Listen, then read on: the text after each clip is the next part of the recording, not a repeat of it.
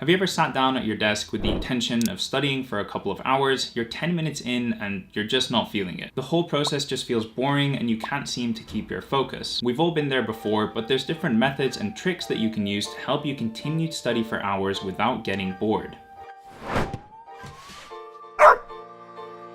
Staying engaged when you're studying and not getting bored is crucial to you being successful long term. Especially when it comes to exam time, you need to be studying more than usual and be doing it consistently. Not getting bored here is key. Throughout my time in university, I've spent countless hours studying and rarely have I found myself getting bored. And it's all because of these 5 tips that I'm going to share with you in this video. The first thing that you need to make sure that you're doing is varying your workload. Don't spend all day on the same topic. You want to make sure that you're doing a little bit from a variety of topics during the day. You're more likely to get bored if you're spending hours and hours and hours studying the exact same thing. And the aim is for you to stay engaged for as long as you can, and stay studying and motivated for as long as possible, and this just isn't going to happen if you're looking at anatomy of the upper limb for the whole day. There's also a higher chance that you'll face multiple hurdles if you're studying the exact same topic, which can be tough to overcome. What I mean by this is that, for example, you might be working all day on anatomy. Anatomy has its challenges. A lot of them come from the fact that there's odd naming systems and simply because there's just so much to memorize and learn. On top of this, you need to know which nerve innervates which part of the body, which muscles are attached at what origin and insertion, and how these muscles all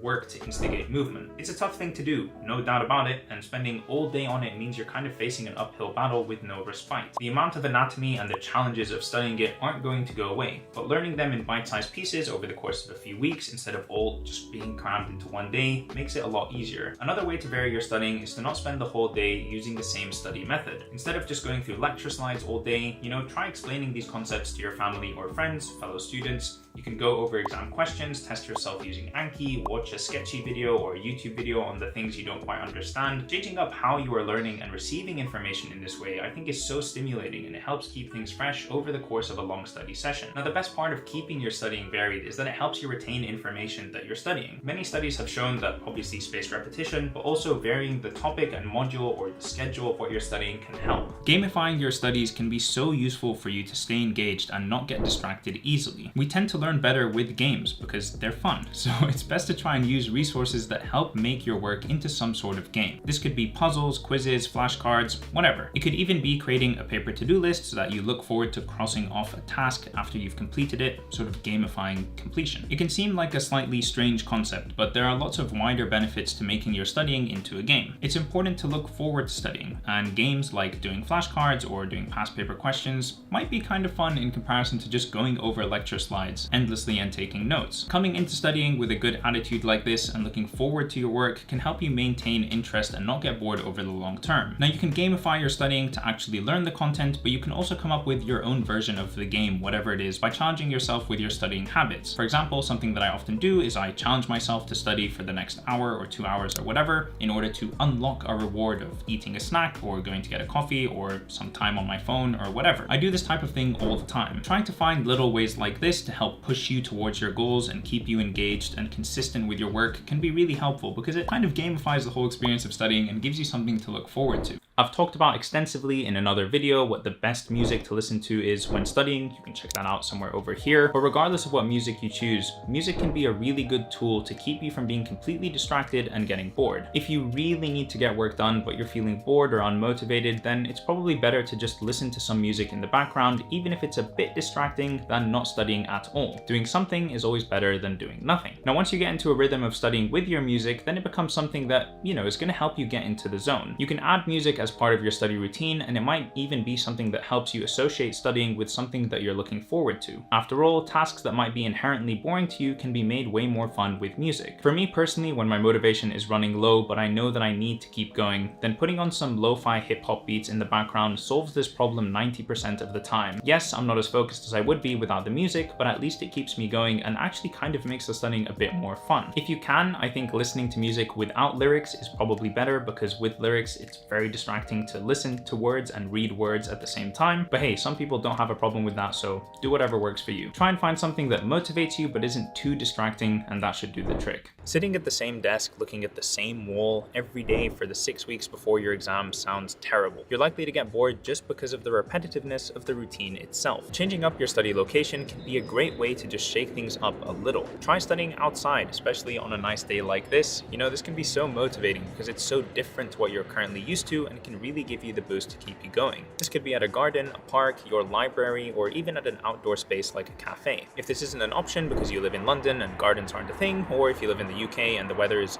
usually really unpredictable, then you can try going to a library or a friend's house or a coffee shop, anything to just change your environment a little. This works wonders. You can even try just working in a different room in your home or in the communal area of your halls. I remember in my first degree at the University of Toronto, when we got bored of studying in our rooms, we would just move to the hallways and all sit in the hallway with our laptops or our notes and just study over there. You can also try empty lecture halls or just random rooms that you find throughout the buildings, communal sitting areas, lounges, things like that. It can really help make a difference to your routine. It helps with boredom because you're exposing yourself to something new, which means you're less likely to call it quits when it comes to studying after just a short while. Changing location can also be a motivator because actually getting up, getting dressed, organizing your bag and leaving the house, going to the library for example, means that you're probably going to want to make the most out of your day, out of your journey. We also can't forget the effect of being surrounded by other people who are studying, going through the same thing as you, which can be really motivating in itself. Seeing other people around you working helps get your mind in the right place and makes you want to do more. And this takes me onto my next point very nicely. I've said this loads of times before and I'll continue to preach this as something that's incredibly beneficial. Study with other people. It's so motivating in itself, and because you're not only having to engage yourself in the work but also engaging others and they're engaging you, you're probably going to be able to study for a lot longer. It's also holding you accountable for actually working because your friends will be wanting to work and making the most of your time together, and you'll see them working, they'll see you working, so it's just a nice accountability bubble. You can also learn so much from other people on your course. This sort of study environment really does boost your productivity and can keep you from getting bored over long periods of time. If you see everyone around you is studying really hard or taking a break, then you're likely to do the same thing as them. And so doing everything together as a community is really, really valuable. When you study with your friends, you'll find yourself taking on their healthy habits.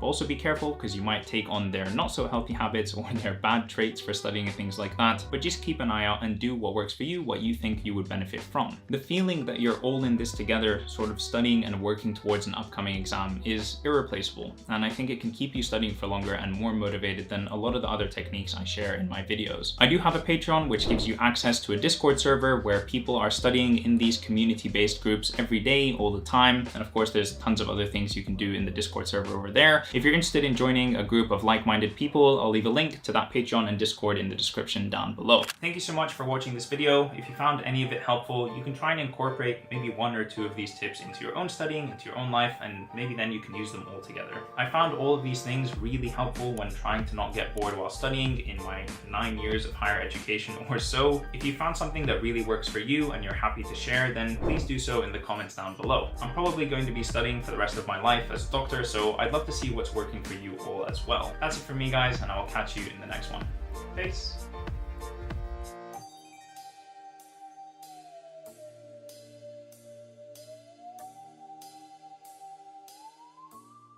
It helps so much with boredom because you're exposing yourself to something new, and so it helps.